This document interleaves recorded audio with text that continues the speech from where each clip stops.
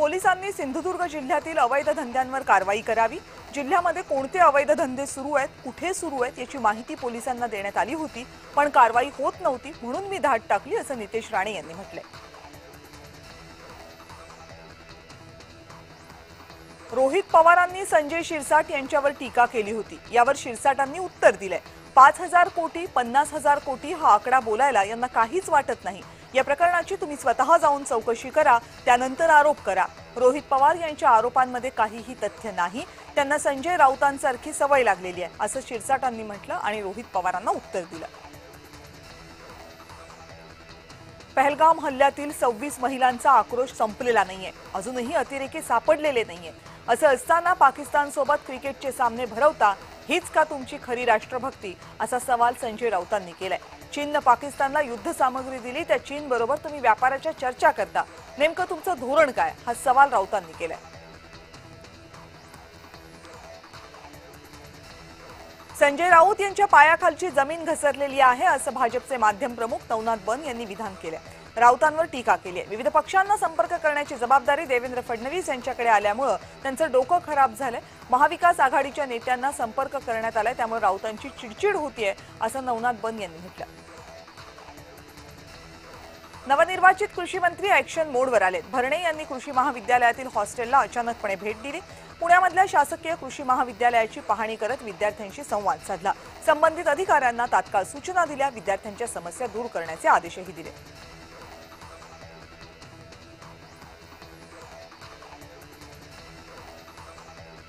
सोमनाथ सूर्यवंशी मृत्यू प्रकरणी एसआयटीची स्थापना करण्यात आली आहे। मुंबई उच्च न्यायालयाने एसआयटी स्थापन करण्याचे आदेश महाराष्ट्र सरकारला दिले। पोलीस महानिरीक्षक सुनील हिरेमठ हे एसआयटीचे प्रमुख असतील।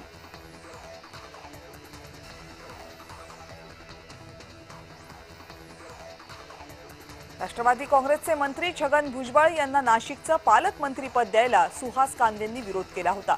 यावर भुजबळांनी प्रतिक्रिया द्यायला नकार दिलाय।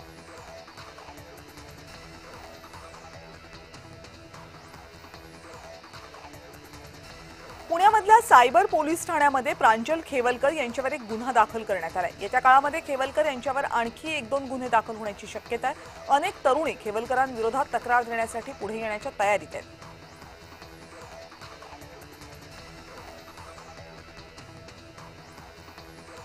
उद्धव ठाकरे दहिसरमधील शाखेला भेट देणार आहेत। शिवसर्वेक्षण यात्रेमार्फत मुंबईतील सर्व शाखांना उद्धव ठाकरे भेट देतील। यावेळी शाखा प्रमुख आणि शिवसैनिकांशी संवाद साधला।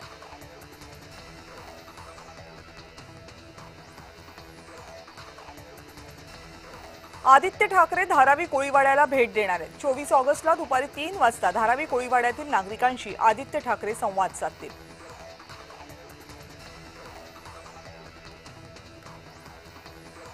सोलापूर जिल्ह्यातील सर्वच्या सर्व आश्रमशाळांच्या कारभारावर आमदार अमोल मिटकरी आणि सुहास कांदेंनी प्रश्न उपस्थित केलेत। महाराष्ट्र विधानमंडळ विमुक्त जाती भटक्या जमाती कल्याण समितीचे अध्यक्ष सुहास कांदेंच्या नेतृत्वाखाली 6 आमदारांच्या सदस्य समितीने आश्रमशाळांच्या कारभारावर नाराजी व्यक्त केली आहे।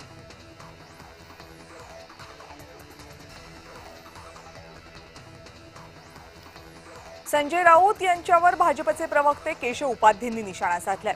संजय राऊत भाजप नेत्यांवर रोज टीका करतात। राऊतांनी आपलं पूर्वीचं सोहराबुद्दीन प्रकरणातील सामनाचे अग्रलेख तरी आठवायला हवे होते असं उपाध्येंनी म्हटलंय।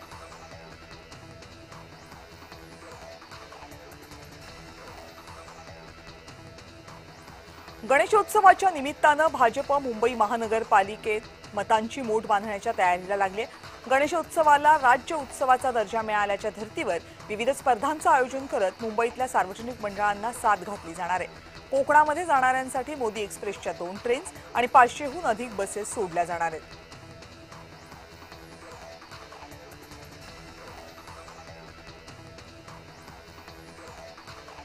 केंद्र सरकारनं ऑनलाईन गेमिंगवर बंदी आणल्यामुळे भाजपच्या नेत्या चित्रा वाघ यांनी पंतप्रधान नरेंद्र मोदी आणि केंद्रीय मंत्री अश्विनी वैष्णव यांचं अभिनंदन केलंय।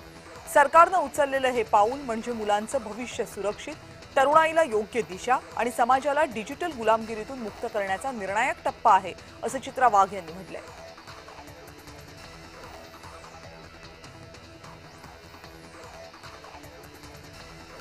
साताऱ्यातील पावसाचा पालकमंत्री शंभूराज देसाईंनी आढावा घेतला। यावेळेस कराड तालुक्यातील तांबवे पुलाची दुरवस्था पाहून खोचक टोला त्यांनी लगावला। तांबवे पुलाचं भूमिपूजन एकदा अजित पवारांनी आणि एकदा पृथ्वीराज चव्हाणांनी केल्यामुळे दुरवस्था झाल्याचं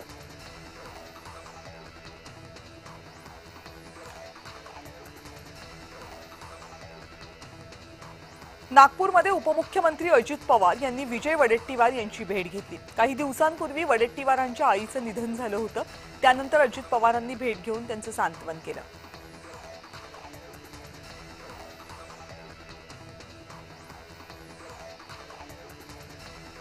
रिपब्लिकन सेनेचे अध्यक्ष आनंदराज आंबेडकर यांनी उपमुख्यमंत्री एकनाथ शिंदेंची भेट घेतली। महिनाभरापूर्वी शिवसेना आणि रिपब्लिकन सेना यांच्यात युती जाहीर झाली होती। त्यानंतर शिंदेंची रिपब्लिकन सेनेचे प्रमुख पदाधिकाऱ्यांसोबत एकत्रित एक बैठक पार पडली। आगामी निवडणुकांसंदर्भात चर्चा यामध्ये करण्यात आली।